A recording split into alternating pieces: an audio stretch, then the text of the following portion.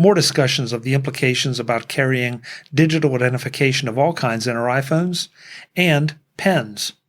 This is Mac Voices. Mac Voices is supported by DraftKings, safe and secure online betting. Get in on the action at DraftKings.com with the code MacVoices. Welcome to Mac Voices. This is the talk of the Apple community, and I'm Chuck Joyner. Folks, the first part of a pretty serious Mac Voices live discussion started in our last edition and continues here as we examine the implications of carrying our vaccination information around with us and what it might mean for future requirements of providing digital identification. Then the conversation turns to something a little more fun, and I think you'll enjoy both parts of it. So let's go back to the panel and let them do the talking.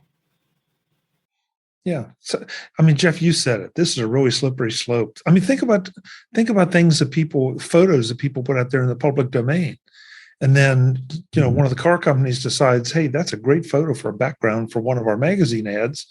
And there's the photo you took, but,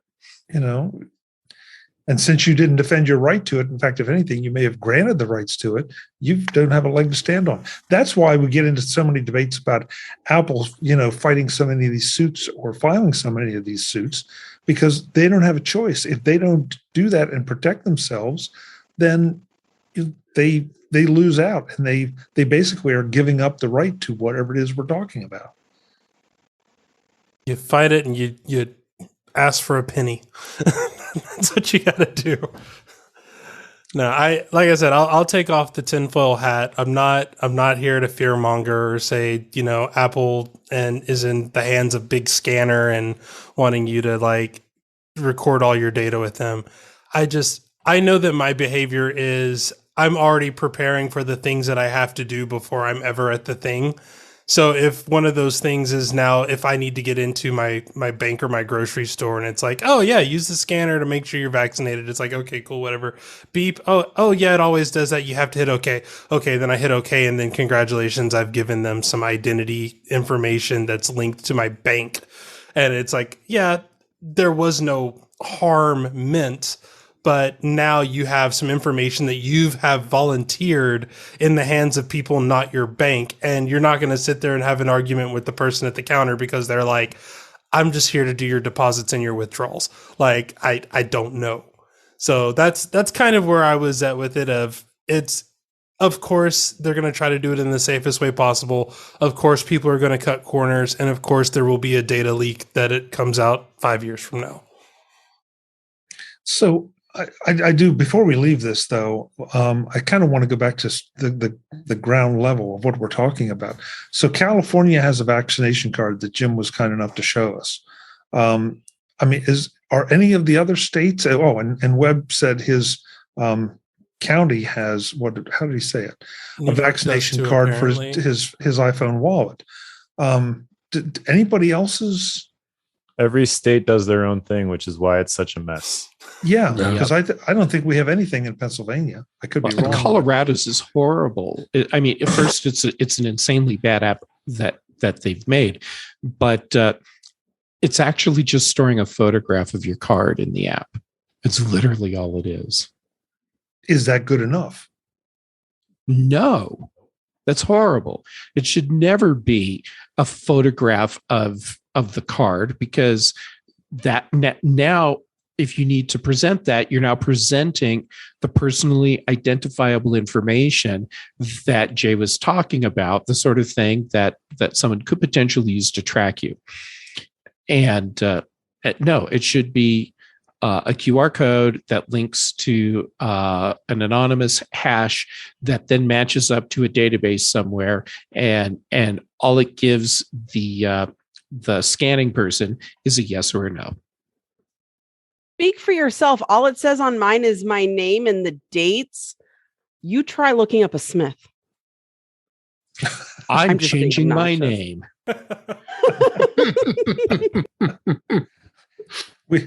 From now on, we will have two Brittany Smiths on the show. And, Oh no, and I'd I'm say- going by Jim now because I'm just using his card because he Jim flashed Smith. it for the camera. That's right. We all did a screenshot. We all have that QR code now. Yeah. Yes. Good afternoon, Yeah. Mr. Ray. But I have vaccine in me. But that will we don't have the cards in Oregon, Jim. So what that means is actually his information will be more obfuscated because a bunch of people will be using it. So you actually don't have to worry about privacy at all, Jim. Congratulations. We've got your back. Yeah. I'm waiting for the next Mac stories where they're like, oh, here's this new app that'll generate a fake QR code for you to fake your vaccination status. And we look and it's Jim's QR code. I'm laughing, but only because I'm feeling really awkward and nervous because I think you're right. So I got to tell you, I'm looking at my vaccination card, which a photo of which is stored in my phone. There's no QR code, there's no barcode, there's no nothing. There's my name. Here's the one that I'm surprised that is there is my date of birth. And then the vaccine I received, the dates I received it, and where I received it. And I assume that's the And it has pharmacy's badge numbers. store. Actually, yes. guys, I just realized something. Yes, I have Jeff, it no idea does. where I put it. Yes. Oh, good, Brittany. That's good. You're not going anywhere. Forget it. Go anywhere now. You're going to be in your basement. That for the rest is of the your life. argument for the digital ones. Right. Mm-hmm. And that's a good one. In fact, when I got my vaccination, they wanted my insurance card, which of course I had lost long ago. And I have it on an app. And so now when I go to the doctor's office, they're like, can we see your insurance card? And when I tell them it's on an app, they go, never mind. We have the information. I was like, then why did you ask me? Yep. Seriously, why didn't they just look it up? this whole time? Yep. It was too much trouble. It was easier for them to ask you to produce it than for them to dig it up. Yeah. Yeah. I'll show them the card. I have it on my phone. It's great. Interestingly, that I did not get that thing that I showed you when I got an email like a month or 6 weeks later saying, click on this and add it to your wallet. And that's where that came from. And Wow. you clicked on it? I mean, was it from a Nigerian prince? Mark? Oh, No, by the way, no, does it anyone was- need Chuck's social security legit. number and credit card number? No. No reason. Okay. Chuck certainly doesn't. Chuck, I double-checked the photograph of my card is a saying- digital pass in iOS now. I mean, it's just there's lots of different companies out there making lots of different apps, and it's an easy way to get that number when you need it. But see, thank you. I'm glad you brought that up because this idea of storing it anywhere other than in Apple's wallet. I mean, the Apple's wallet I feel comfortable with because that's where my credit cards are, and I've had zero problems with those. But these apps that say, store it here in our app, that scares me because who are you and why am I giving you this information? Well, it gets added even to if the it's a photo. wallet from that app, so you do have to put it in the app first.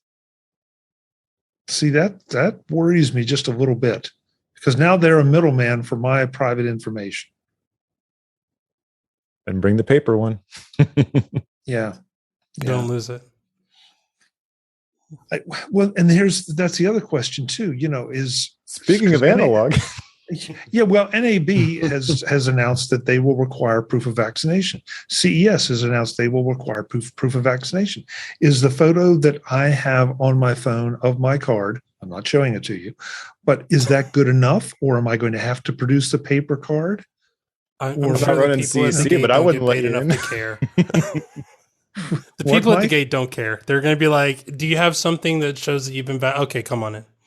yeah, I said that's I'm true. not running CEC, but I wouldn't let you in. Is that With because just it's a me or picture? Nah. because you're not sure? That's interesting. Because I mean, we all know, let's be candid, these could be bootlegged very easily. Oh, there was a story about it. So somebody on eBay was selling the counterfeit cards, blank ones. It was a pharmacist who got busted. Yep. I don't know. Let's talk about something fun. How about it? So I ask everybody to come up with a couple productivity tools that are not the obvious ones, not your iPhone or your MacBook or your Mac or whatever, that they use every day or almost every day. And suddenly there was this flood of pen enthusiasm that I don't share in. And so I'm anxious to hear about everybody. Oh, yeah, see? Oh, Brittany has a technical one. But so, Mike, let's start with you, because I know we've had these conversations during some of our one-on-ones about how much into pens you are and what a difference it makes in your productivity.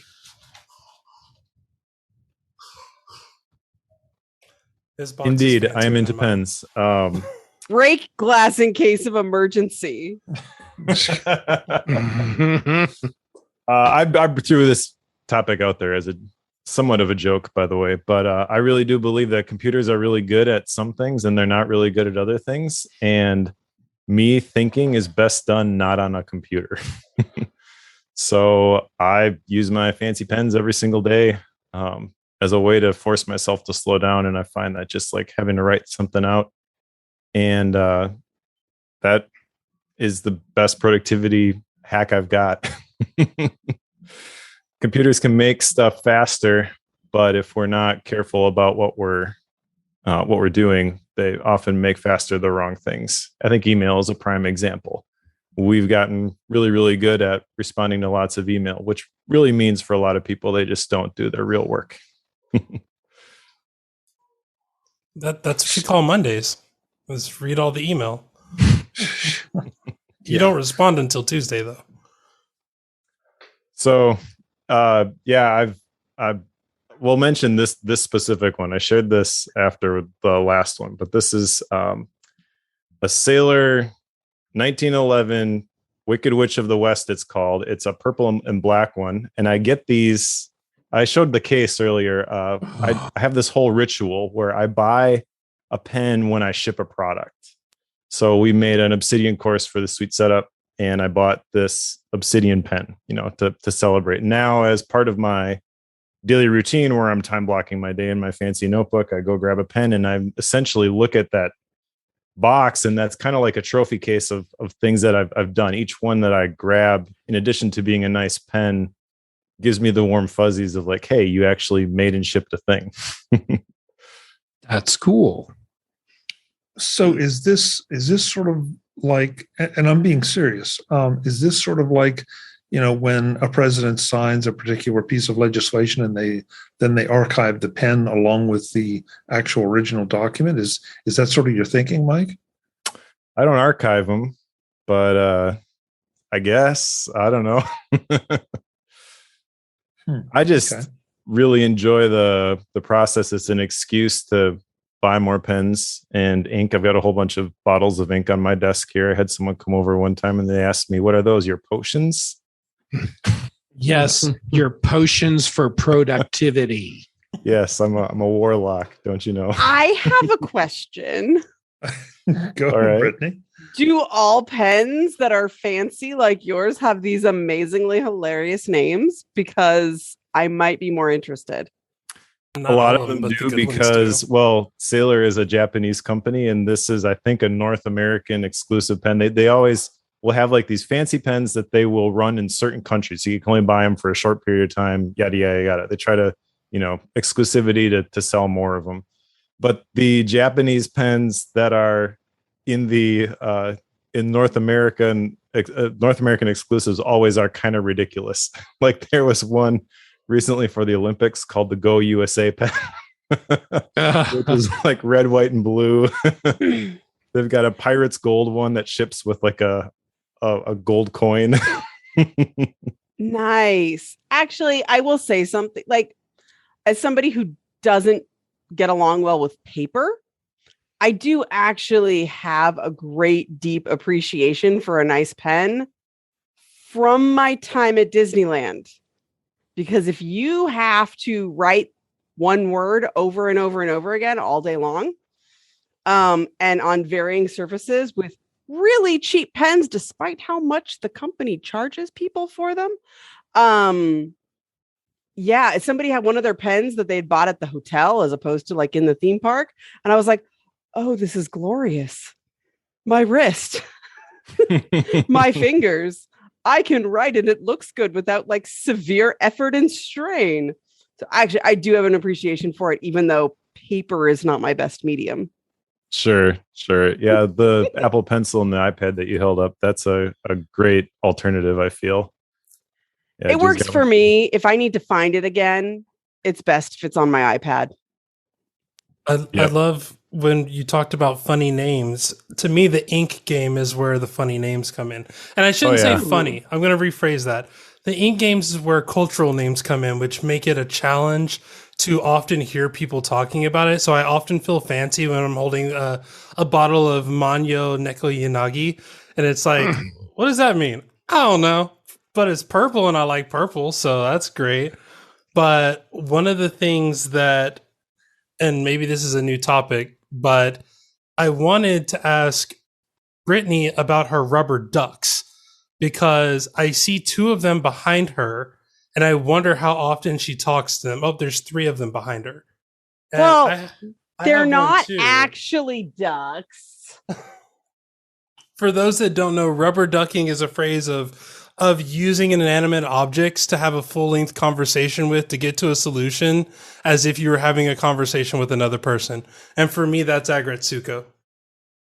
Nice. So that is very much a productivity tool of whenever I'm stuck on something, I just sit there and like I start asking questions and I look at her angry face and it's like, yeah, I know I'm angry about it too. And then from there, I kind of usually come to some kind of solution or some idea and then implement it. Totally works. You guys never cease to amaze me. I mean, never know where these discussions it's are a going to go. legit strategy. Chuck, if people can't actually bring themselves to do it with something like a rubber duck, then they have to pay people like me a lot of money. So, I mean, if you can make it work with a duck, do it. Yeah, that's $30. I think Brittany costs more than that. There's a quote for the night. If you can make it work with a duck, do it. Yeah, no, that's not going to work well at all. Show title, come on. I think it's a show title. Yeah, it should be. If I did show titles, that would be a show title. Today's Mac Voices is supported by DraftKings. Safe and secure online betting. Get in on the action at DraftKings.com with the code MacVoices. I'm happy to welcome DraftKings as the newest sponsor of Mac Voices because it's football season. The first NFL Sunday of the season is about to kick off, and DraftKings, the official daily fantasy partner of the NFL, is putting you in this weekend's action. Want a free shot at $1 million top prize? You get just that with your first deposit by signing up using the code MacVoices. It really is simple. Just pick your lineup, stay under the salary cap, and see how your team stacks up against the competition. Download the DraftKings app now and use the code MacVoices. This week, new customers can get a free shot at the $1 million top prize and compete for millions in prizes across all contests. Enter code MacVoices to get a free shot at the $1 million top prize with your first deposit. That's code MacVoices, only at DraftKings, the official daily fantasy partner of the NFL. Minimum $5 deposit required. Eligibility restrictions apply. See DraftKings.com for details. DraftKings.com. Get in on the action. Thanks to DraftKings for their support of Mac Voices. So I saw you, Jay, hold up an Apple Pencil as well. Jim, David, are you a pencil person or a pen person? Oh, yeah, there's my Apple Pencil. Okay. I'm not anywhere near as much as Mike is, but I mean, there are pens that I can't really think of ones off the top of my head of ones that I like the most. What a free flowing pen, no, I can't really say I'm anywhere near where Mike is. So, Mike, that's do you probably have a certain good thing. Do you have certain occasion pens, Mike? Because I do have one that stays in the case in case of an emergency. There's a pun in there somewhere. I'm sure you'll find it. Break glass. Break glass in case of emergency. Anytime I have something super important to do, I don't know if you can see it, but like anything that's written in red means that like I had to bust this thing out to make sure it stands out amongst all of the other things that I'm doing. I've got 10 to 12 pens inked at any given time in a variety of colors. So I don't have a special one that just sits until I would need it. If you do that with a fountain pen, by the way, it's going to go dry. Yeah. Well, luckily this is only one vial. It was like $3, and I actually have a lot more emergencies than I thought I did. Maybe you should just keep it outside the box. Yeah. I also use red as a special note. Of course, mine is digital, so I have lots of colors to choose from. But red is actually a very special color that specifically means usually follow-up or like a task to do. I also use pink because it is the next, bright pink is the next most like shown in cognitive science to grab your attention color. So for people who aren't colorblind. So that is, yeah, I'm with you with the red. On the topic of the digital stuff, by the way, with GoodNotes, is that the app that you use, Brittany? Or do you use Notability? For my client notes, yeah. For some other things, I'll use Notability, but for client meetings, I use. So GoodNotes, I use that for sketchnoting, and they added a feature not too long ago where that you can have collections. So I have in GoodNotes a notebook, which is sketch notes dating back to September of 2017. And some of them are really bad. Some of them are slightly better. But whenever I have a drawing that I like now, I will draw a circle around it and add it to a collection. And then basically, if I am trying to move quickly with a sketch note, I can go scroll through my collection and just tap the button and then drop that in. It's pretty awesome. Oh, okay. I'd probably only use that for my personal ones, because for like client notes, I want them to just all be in the same notebook. I don't need a collection. But yeah, that's interesting. Thank you. What's the next pen on that you're looking at, Mike? I want to know. I don't know. I don't really have like I guess they call it a grail pen. I think the one that I really, really wanted was this guy. It's a large Royal Tangerine. But yeah, usually the way that it goes is like I will start putting my feelers up when I am getting towards the end of a project, see what's out there. And usually there is something at that point that will grab my attention. I think Brad Dowdy has kind of talked about it. Like, you don't really know what your next pen is going to be. Your next pen chooses you. I agree completely. It's like your lightsaber. Oh, it's like your wand. It's like your wand. Yeah. Yeah. My But daily you know your driver at my lightsaber desk is kyber crystal titanium. when you find it. Right. Yeah. So this is the Big Design Ti R2 titanium pen. And if I decide I want to use different cartridges, no problem, because it can take like pretty much any cartridge. But I'm into the color thing also. So I have a High-Tech C that I've loaded up, and I have another High-Tech C that just sits in my bag with different colors, because sometimes when I'm out and about, well, it has two different colors. I want to note that whatever it is that I'm writing down was something that wasn't happening in the office. So then I have it color coded that there's the two out of office colors. I thought it was just for those special occasions. It's like I'm pulling out the fancy colors tonight. Being out of the Fancy house colors is tonight. But those special always happen occasion out of the now. offense. Yeah. I think the one that I don't use enough, because I don't ever take it out of the house, but I use it for like voting, apparently. Like, that's the only time I get to use it now. It's for mail-in ballots. Is my custom spoke design magnetic pen. It works like a really good fidget toy because it's magnetic on the cap. So it just kind of slides together. And I say custom because this is a one of one that I made at my quote unquote pen/ink dealer's house. The one you mentioned, Brad Dowdy, he let me sneak in the factory and make me a pen. So kind of, again, I like how Mike put it. Not every pen has to be fancy for the sake of fanciness. Some just tell a good story, and some are just kind of a good memory that you have. That said, I do want my royalties from the Joker model of this that I made for my wife that he then started selling. So, Brad, I don't know if you'll hear this, but I want my royalties. I don't know. I mean, Jim, are you with me? I think you are. I'm with you.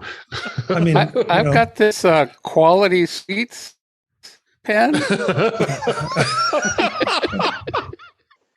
Oh my God. Quality I sweet. really hope you disinfected that before you. Actually, I had a pen I used before I had an iPad with a pencil.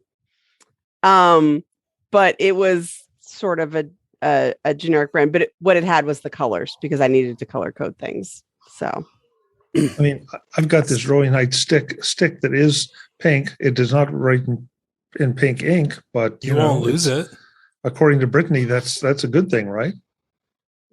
not losing it, I guess. No, I had colored ink so I could code my notes. But also, like, when I get towards the end of ADHD the life first hack, it lets me get out my impulsivities to write in whatever color I feel like.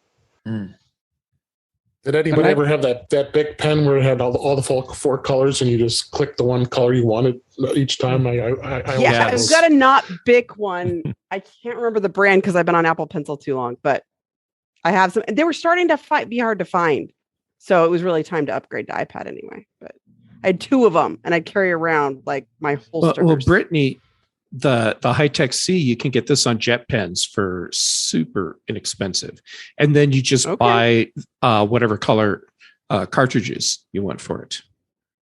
That's cool. I mean, can you switch colors on the fly? Sure, but I have too many clients now to actually take paper notes. So, and then these just pop out, and just like slides up out. There you go. Right.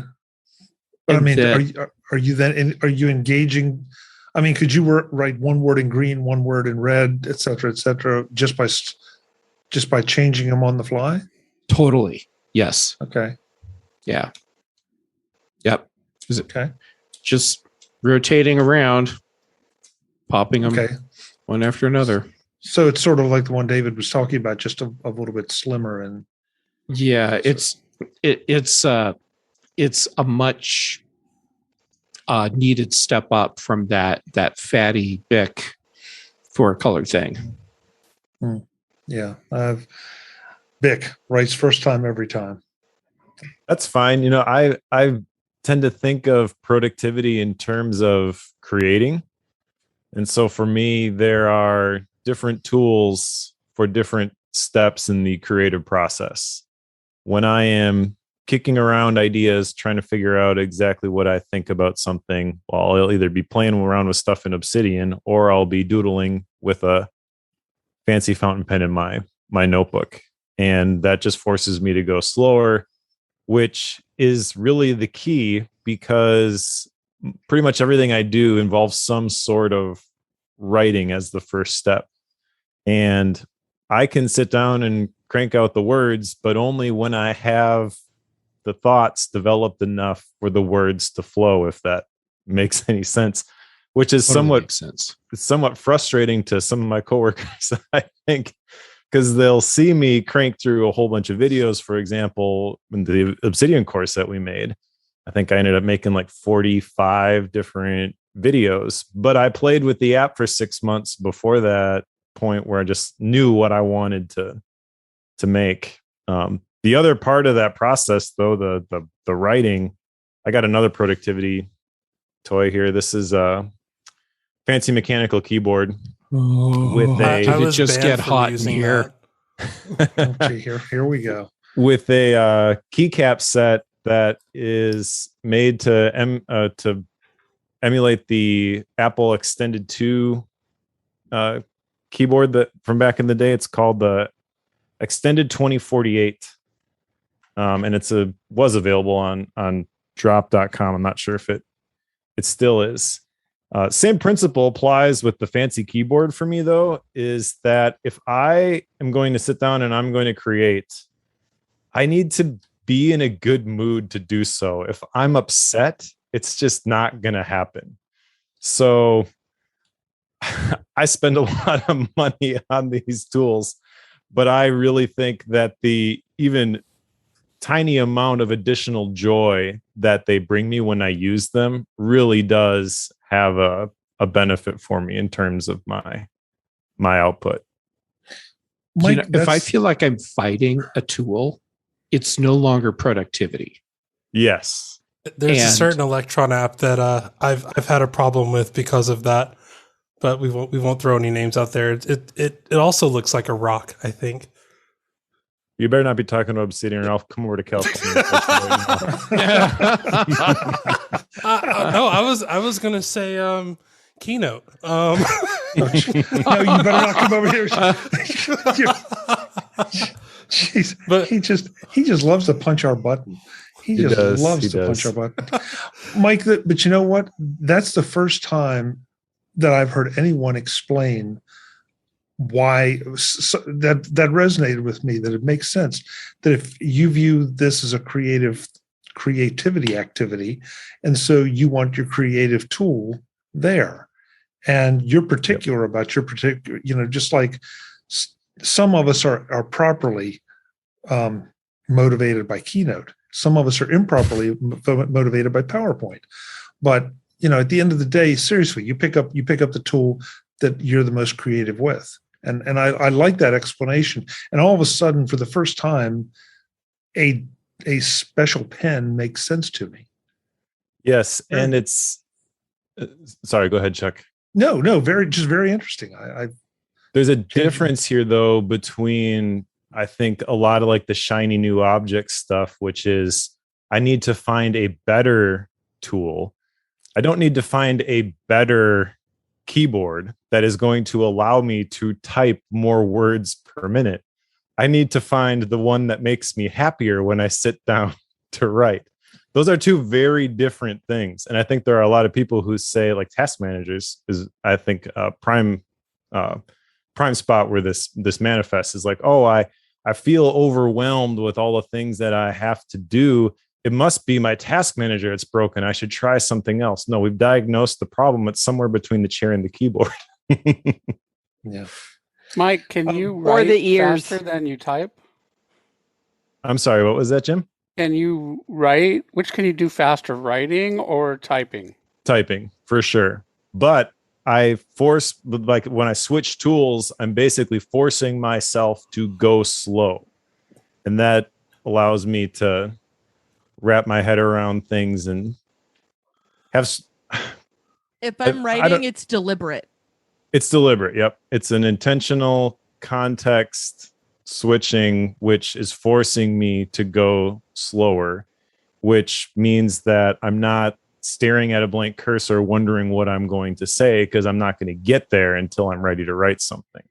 That's what I was going to say is I can type faster than I can write, but I can formulate an idea using paper faster than I can using a digital tool. Yep. Yes. And I have found that I can actually maintain my my focus and my productivity flow by having pen and paper here on my desk, because there are things that I want to make note of and keep track of while I'm working on whatever it is. And if I'm jumping between apps, I'm no longer staying focused on my task, but I can very fluidly move from writing by typing on my keyboard to picking up my pen, writing the other notes that I need, and then my hands are right back on the keyboard and I'm typing again. And I haven't broken my concentration, and I just keep going. That's a really good point. And that permit me a moment to rant about task managers, because they all have these quick add features. And the purpose of the quick add is you just capture something quickly and you sits in your inbox then until you process it. And you get it off the mind, on the paper, etc. But the problem with that is you capture everything that you think of, and then you go into your task manager's inbox and you look at all those tasks and you're like, oh my gosh, I have hundreds of things that I need to do. No, you don't need to do any of them. I write them down on my notebook first, because 9 out of 10 of them, when I transfer them at the end of the day, are not going to make the cut. In the moment when I have the idea, I'm like, oh, that's a great idea. I should totally do that. And then as I go throughout my day, by the end of the day, when I shut down part of my routine, I look at it and like, actually, that wasn't such a great idea after all. Yeah. And if it's stuff that you need to just jot down quickly so you remember, I need to make sure this happens as part of whatever I'm doing, that doesn't need to go into a task manager app unless it's something you have to physically document in that app for whatever reason. But then you just do that later. So at the end of the day, I may have had 10 things that I wrote related to whatever it is I'm working on. One of them is actually a separate task. And then that one thing may get added to my task manager. But it still may not even make that cut. And maybe what it deserves is a Post-it note on the screen so that when I sit down in the morning, I just have that refresher and then it's gone. Or maybe all it needs is you to crumple it up and throw it in the trash and say, I'm not going to do that anymore. Exactly. That Yes. too. Yes. I want Which to is say very for empowering. the record, you can use the inbox differently, but yes, the principle is that most of the stuff that you write down, especially when you're having an intentional brainstorming session, absolutely never need to make it to a task manager.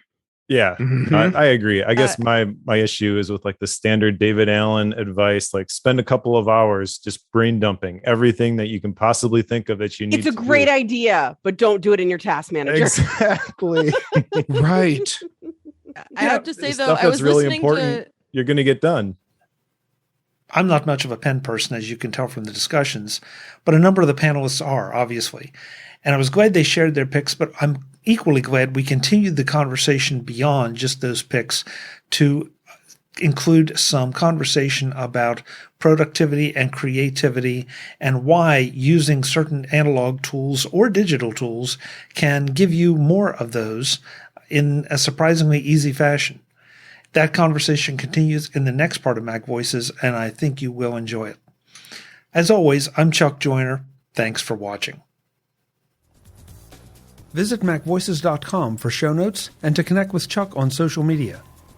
Get involved in our Facebook group or like our Facebook page, and get more out of your Apple tech with Mac Voices Magazine, free on Flipboard and on the web.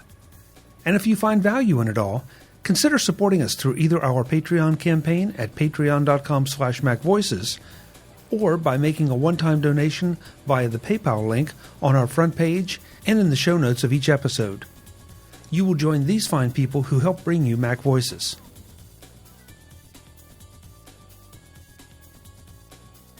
Advertising handled by Backbeat Media at backbeatmedia.com. Bandwidth provided by CacheFly at cachefly.com.